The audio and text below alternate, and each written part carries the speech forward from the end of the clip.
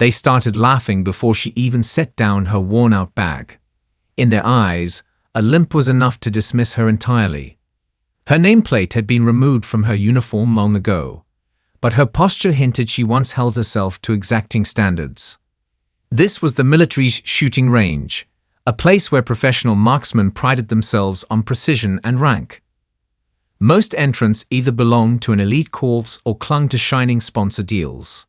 She arrived without fanfare, limping slightly on her left leg, carrying a basic set of ear protectors and a modest pistol case. The stares were immediate. The whispers escalated into blatant mockery. Yet she didn't waver. She simply inhaled deeply, as if drawing on some reservoir of courage she had forged in places far less forgiving than this. One by one, small groups of onlookers nudged each other, gesturing at the brace strapped over her jeans. A tall man in a camouflage jacket smirked and remarked that the range wasn't meant for broken soldiers who should stay retired. His companions laughed, but the expression in her eyes did not shift. It was almost as though she had expected this. Perhaps she'd encountered ridicule many times before. A staff sergeant meandered past, half interested in the newcomer. When he saw the crowd's reaction, he paused to observe. This was no casual range for novices or hobbyists. The facility operated under strict regulations, hosting competitive events for top-level shooters, some of whom had served for decades without sustaining visible injuries. Her presence, quiet, unadorned, and marred by a conspicuous limp, seemed out of place. Still, she walked forward with calm resolve. The sunlight streamed through high windows, illuminating her short, practical haircut, the faint scar that curved along her jawline, and the firm set of her shoulders. Her name was Maya, though she rarely mentioned it unless asked directly. She found a lane near the far side, away from the largest groups, and began removing a battered pistol from its case. On the other side of the building stood a cluster of uniformed officers, chatting with a confident competitor named Jackson, a decorated marksman known throughout this facility for his flawless technique and high sponsor endorsements. Jackson picked up on the wave of commotion around her arrival. He turned his head, a smug grin already forming. He specialized in dominating the scene. No one could step onto the range without him noticing. Dressed in crisp tactical gear embroidered with brand logos, he projected an aura of polished arrogance. People gravitated toward him, eager for a nod or a tip about advanced shooting methods. Today, however, the eyes of a few individuals had shifted toward that limping stranger, and Jackson did not appreciate the intrusion into his domain. The staff sergeant gave him a brief salute, then quietly pointed toward Maya, as though highlighting a potential spectacle. Jackson's interest piqued. Humiliating novices was not beneath him if it meant reaffirming his position at the top. He sauntered over, carefully stepping around scattered brass casings on the polished floor, stopping a few paces behind her. "Ma'am, are you sure this is the right place?" he asked with a patronizing tilt of his head. "Military shooting range doesn't usually host casual drop-ins. We keep high standards here." His voice dripped with condescension. The group behind him snickered. Maya offered no direct reply. She racked the slide of her pistol, checking for smooth operation. A lingering ache tensed her brow. Old nerve damage still flared at the worst times, but she kept her focus. Jackson let out a brief laugh, waving off the tension as if it were nothing more than trivial amusement. He thrived on an audience's approval. He reveled in seeing their reaction whenever he belittled someone. A wave of murmurs spread around them. The staff sergeant looked from Maya to Jackson with mounting curiosity. The intangible hush that followed had the quality of a spark nearing a powder keg. Maya aligned her stance, ignoring the stares, and raised the pistol. Her brace squeaked slightly as she readjusted weight from one foot to the other. Jackson and his companions, expecting her to falter, waited eagerly. She squeezed the trigger. The bullet's crack echoed through the cavernous building. A technician at the far end gestured for the target to reel in. When it arrived, the hole was almost dead center. Surprise rippled through the onlookers. Jackson's grin slipped for half a second before he forced it back into place. Another shot followed. It landed just beside the first, forming a neat cluster. The staff sergeant arched an eyebrow. The smirk that played across his lips suggested a newfound respect. A hush overtook the immediate vicinity. No one had anticipated that level of precision from the woman, who seemed to have limped in out of nowhere. Jackson, feeling pressure mount, coughed into his fist and offered a dismissive remark about beginner's luck. Maya exhaled, lowering her pistol with careful deliberation. She looked as though the shooting had cost her some measure of physical endurance. However, the composure in her eyes remained unshaken. Two men in the corner exchanged whispers, speculating about her background. Maybe she had been part of an advanced military unit once upon a time. Her posture and calm approach to firearms hinted at serious training. Jackson rolled his shoulders and decided to escalate. He requested that the staff bring out smaller targets placed further away. He wanted to prove that short-range success was not the true measure of skill. Maya took a moment to rub the muscles around her knee, recalling a distant battlefield where debris from an explosion had riddled her with shrapnel. The memory flashed by in an instant. Dust swirling in desert wind, a friend shouting her name above the chaos, her own voice drowned out by machine gun fire. She fought off the recollection, returning to the present with a determined glance at the lane in front of her. The staff complied with Jackson's suggestion. Targets at 25 yards rolled into place. Jackson performed a flamboyant reload of his customized pistol, wanting all eyes on him, then fired off a rapid string of shots that peppered the center area. Applause trickled in from onlookers who admired his speed. He turned toward Maya expectantly, daring her to match him. She responded by bracing her pistol again, inhaling through her nose, and launching a measured series of rounds that punctured tight within the bullseye. The small group of spectators grew silent, their expressions taut with realization. This newcomer had more than luck on her side. Jackson's facade of confidence began to show hairline cracks. He forced a laugh, proclaiming that a real shooter excelled at rifles, not just pistols. The staff sergeant raised a cautionary finger, noting that different events were scheduled for the day, but the crowd egged him on, eager to witness a genuine showdown. The swirling tension called to mind a pack of onlookers thirsting for competition. Maya glanced at Jackson. His tall figure loomed, but his eyes flickered with uncertainty. He drew himself up to full height, turning to the staff. "Bring out the M4s," he said, trying to sound magnanimous. "Let's see who can manage a real weapon." Maya set her pistol aside, adjusting the worn strap of her brace before moving to a rifle station. She nodded at the staff sergeant, who met her gaze with curiosity and a hint of something else: respect. The environment shifted as they changed lanes. The overhead lights seemed harsher, illuminating arrays of rifles lined up in racks. Outside, a dusty training field sprawled under the bright midday sun. But here, the crisp, climate-controlled interior provided no distraction. On the far side, an electric scoreboard flickered on, ready to record official hits. That detail sparked the interest of latecomers who had just arrived. They recognized Jackson as the resident champion, typically unstoppable in these sessions, but the fresh chatter alluded to Maya's astonishing pistol shots.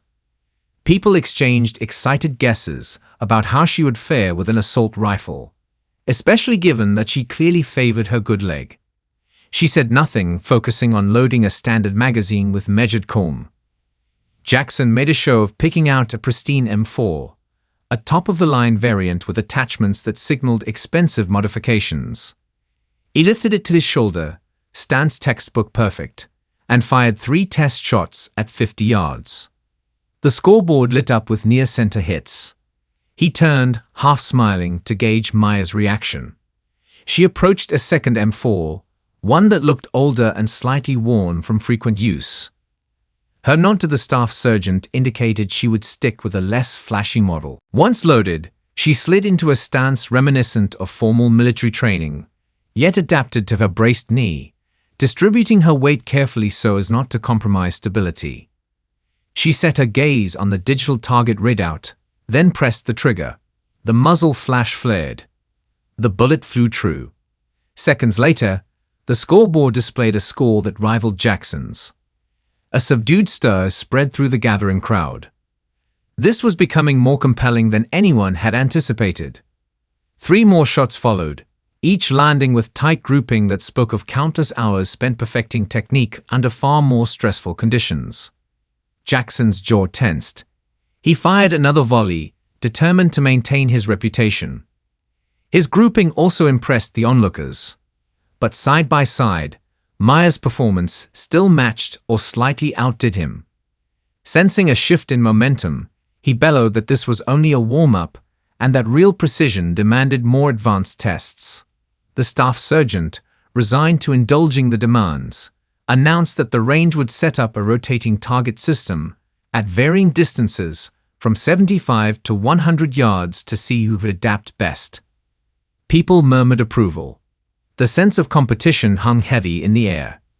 As the staff made preparations, Maya felt sweat bead along her temple. She inhaled slowly, bracing for the pain that often radiated when she stood too long. The memory of that battlefield returned in quick flashes. A friend's voice, a muffled explosion, the sting of sand in her eyes. She blocked it out again. She had come here for reasons she could barely articulate, perhaps to prove something to herself or to keep a promise she'd once made. She glanced around, noting the cautious admiration in several older veterans' eyes. They recognized that her stance and calm breathing were hallmarks of a soldier who had faced real stakes, not just the competitive tension of a shooting range. Jackson, on the other hand, busied himself adjusting attachments on his rifle, ensuring that the crowd noticed every subtle tweak. At one point, he looked over, a sneer curling his lip. "Don't think luck will carry you through advanced drills," he said. She responded with silence, fueling the sense that her skill did not stem from random fortune. The staff sergeant cleared his throat to gather everyone's attention, then gave instructions. Rotating targets would appear for only seconds at each distance. Each shooter got a limited number of rounds. Whoever scored the highest hits overall would be deemed the winner. Jackson insisted on going first. He stepped up with a flourish, the range's overhead lights reflecting off the glossy sponsor patches on his gear. The moment the buzzer sounded, he fired with controlled aggression, hitting several targets and clipping others. His final score displayed in bright digits, respectable enough that the crowd responded with modest applause. Then came Maya's turn. She closed her eyes for half a second, exhaled a slow breath, and steadied her feet. The beep signaled readiness. She squeezed the trigger in a rhythmic pattern, each shot timed with the target's appearance. Her reflexes were precise. Each bullet found its mark with astonishing accuracy, culminating in a score that surpassed Jackson's by a small but decisive margin. For an instant, the collective hush seemed to suck all sound from the room. Jackson's expression froze. His frustration manifested in a tight-lipped grimace. The staff surgeon couldn't hide a flicker of admiration crossing his features. A few older veterans standing near the entrance nodded, as if to silently say they'd seen such discipline before in places far more punishing than this sleek facility. The scoreboard tallied the final result. Maya in the lead. Jackson glared at it, then demanded more tests, more chances to prove that she was unworthy of the military's official range.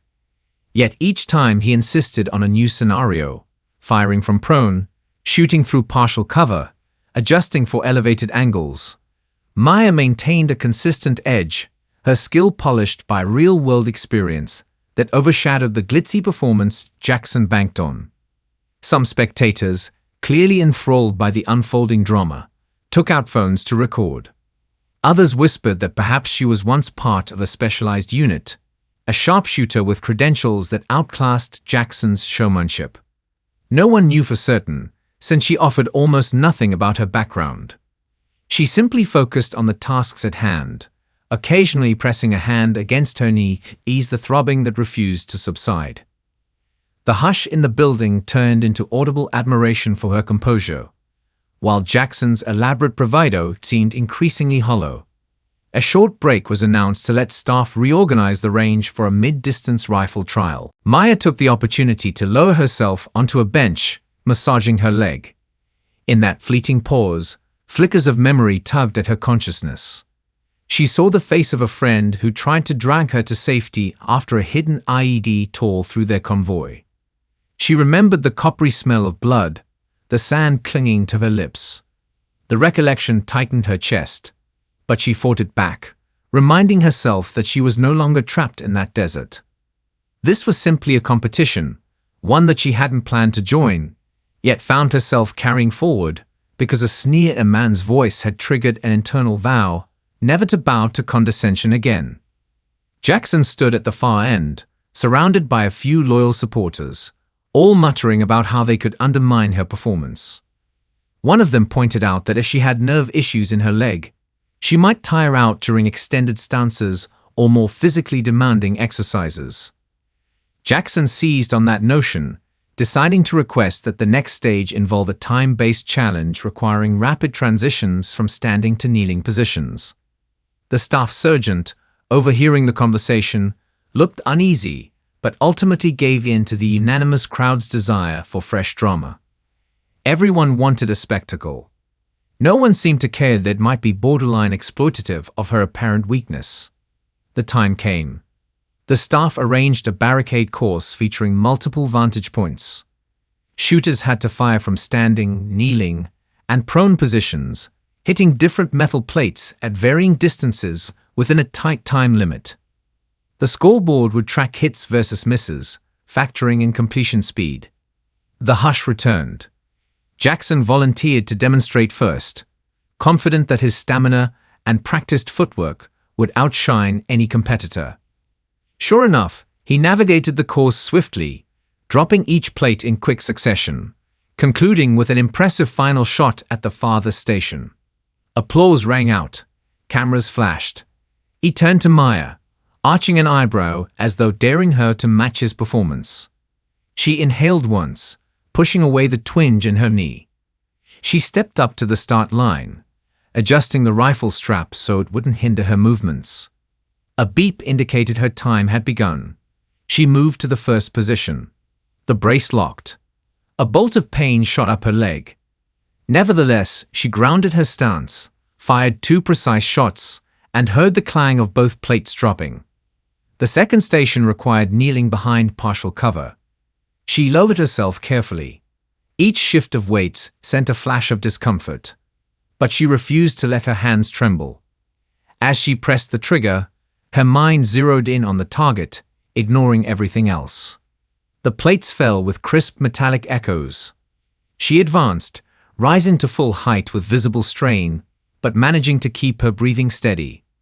By the time she reached the final station, sweat glistened at her hairline. The staff sergeant noted her determination with barely concealed astonishment. Her last 2 shots found their mark, culminating in a nearly perfect run. The scoreboard rattled, then displayed her time. It lagged behind Jackson's by a single second, but her accuracy was marginally better.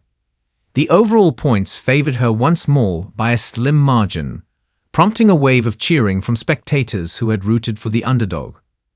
Jackson's face drained of color for a moment, replaced by a forced grin when he noticed the cameras turning toward him again. He chuckled awkwardly, dismissing the result as inconclusive. "We're basically tied," he said, even though the scoreboard showed a slight edge for Maya.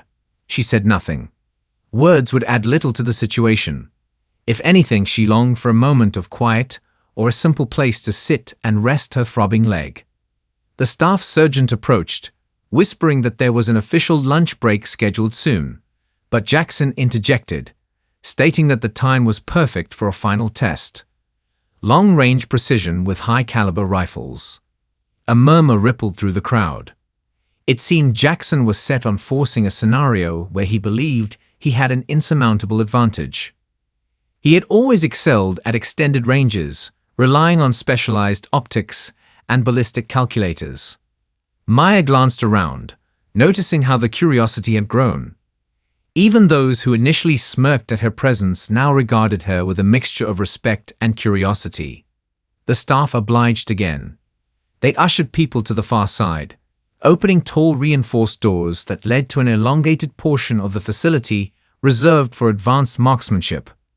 Rows of steel targets glinted in the distance, some stationed at 300 yards, others at 400 or more. A set of heavy benches stood in a line. On one, a large caliber rifle awaited, mounted on a bipod. Jackson volunteered to go first, eager to reassert his dominance. He explained to the staff sergeant that 5 shots per shooter would define who truly deserved the top spot. The official scoreboard lit up again, reflecting the new parameters. Jackson surveyed the distance, made a grand show of checking wind direction, then settled behind the rifle.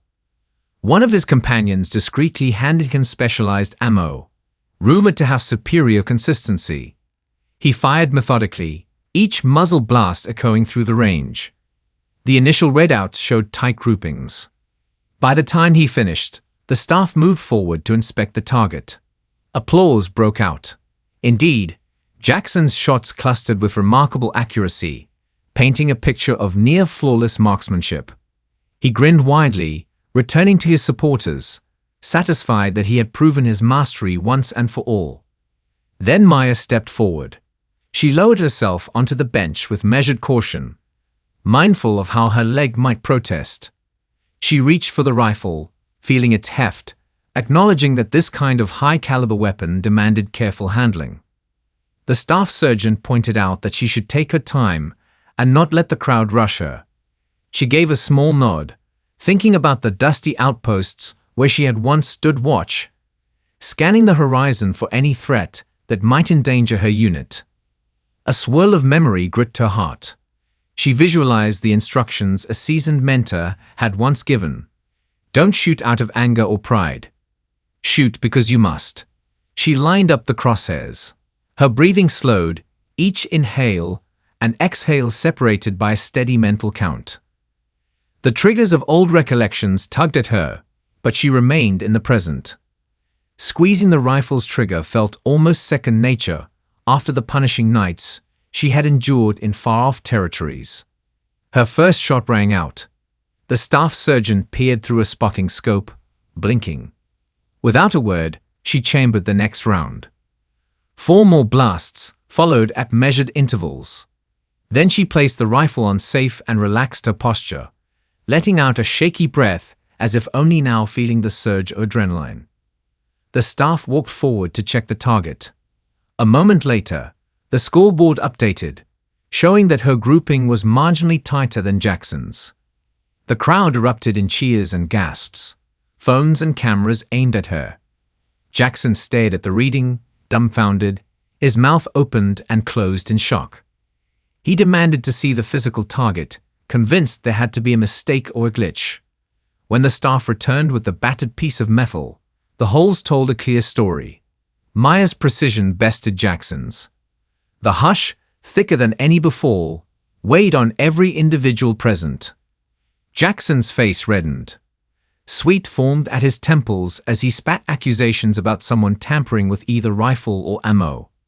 The staff sergeant bristled, taking offense at the implication of foul play in a well-monitored facility.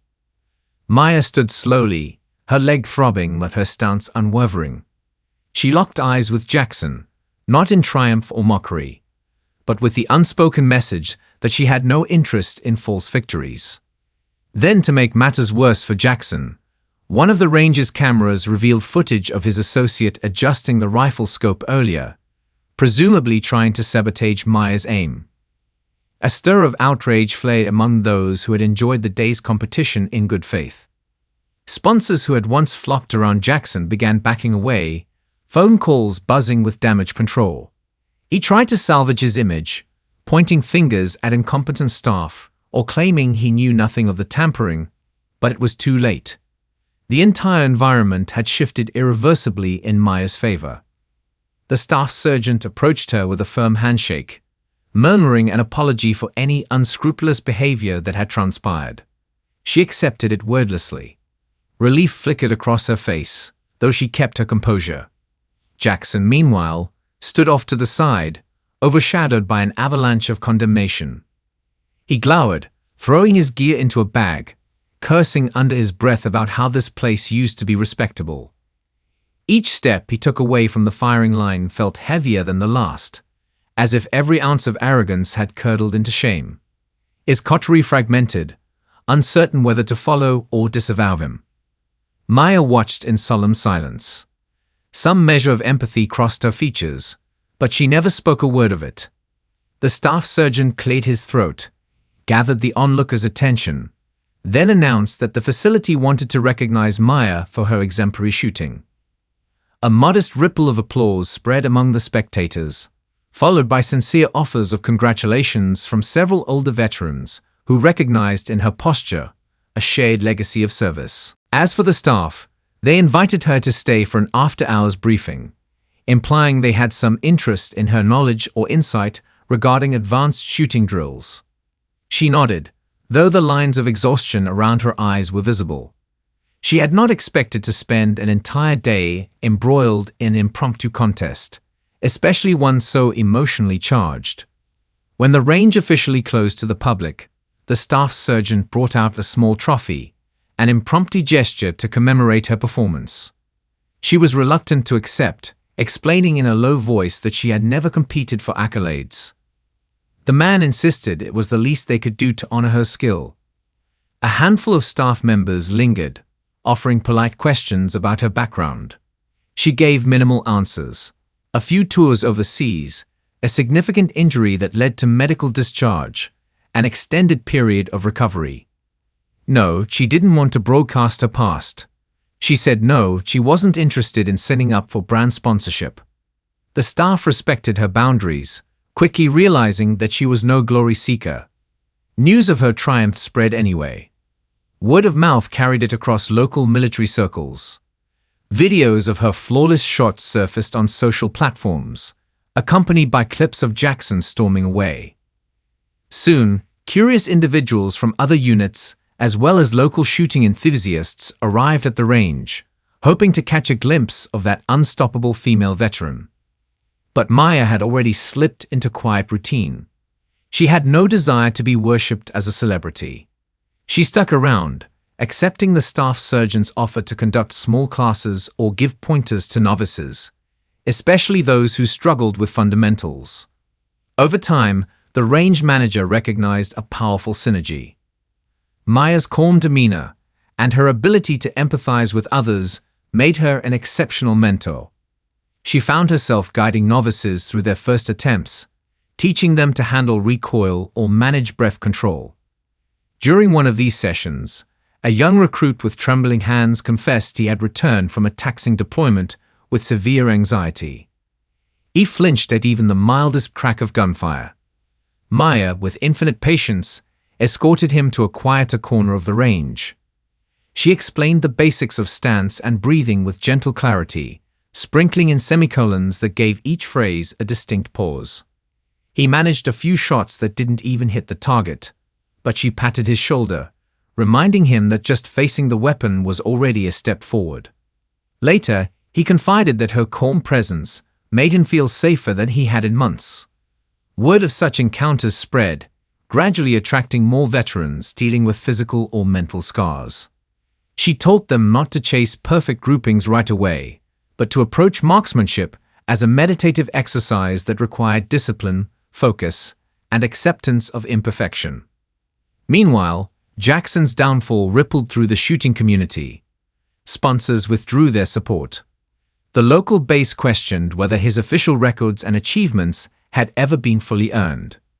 Some suspected that he had manipulated results in smaller contests as well. He attempted damage control by posting online rants about sabotage or conspiracies, but the public, having seen the security footage, dismissed his claims. The memory of how he treated Maya only solidified a collective disdain for him.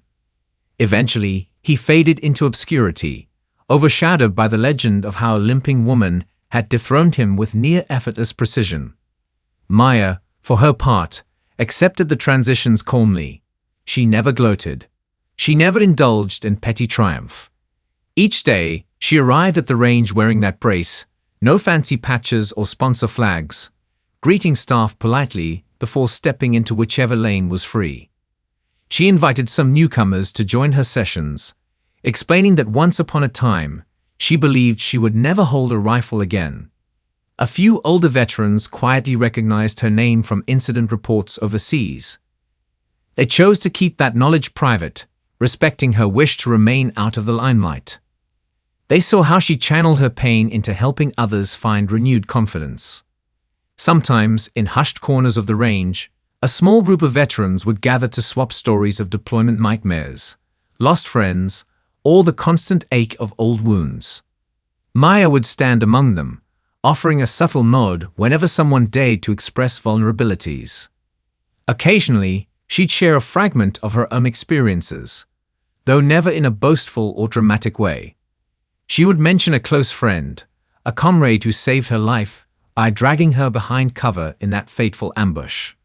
All the months she spent in rehab, learning to walk again on a leg that felt foreign.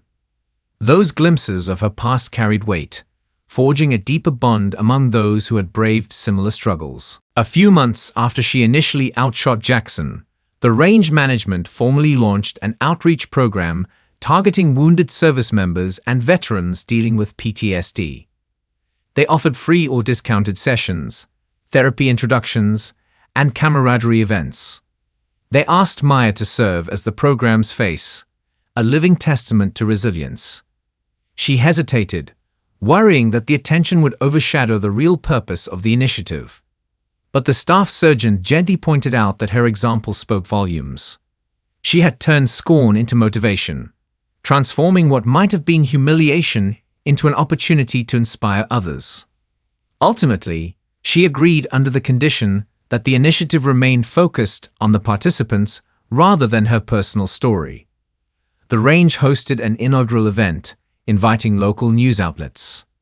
Cameras caught glimpses of her teaching a small group how to align rifle sights, pausing to correct their grips, encouraging them with a quiet smile. She explained that marksmanship could be a tool for regaining self-belief, a method of controlling one's breathing and harnessing concentration. Reporters swarmed around, hungry for sound bites.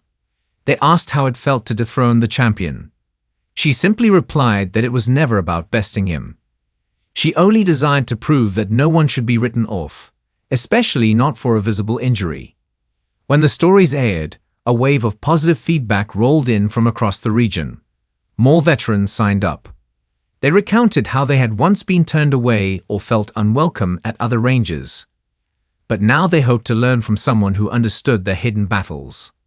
Maya spent long hours preparing for each session, consulting with medical professionals, ensuring the environment minimized potential triggers.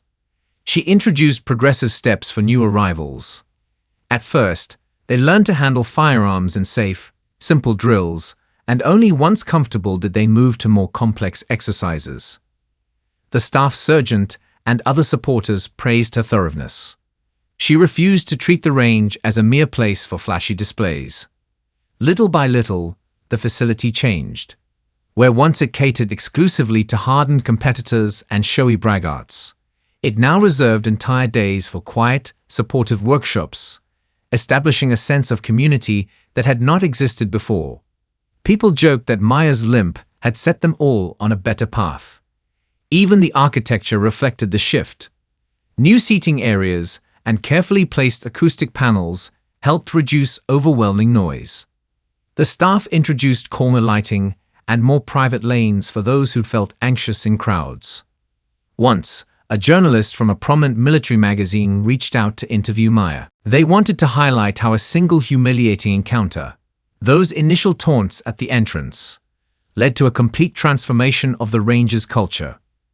She agreed to answer questions only if the magazine showcased the broader program, mentioning the individuals whose lives had changed for the better.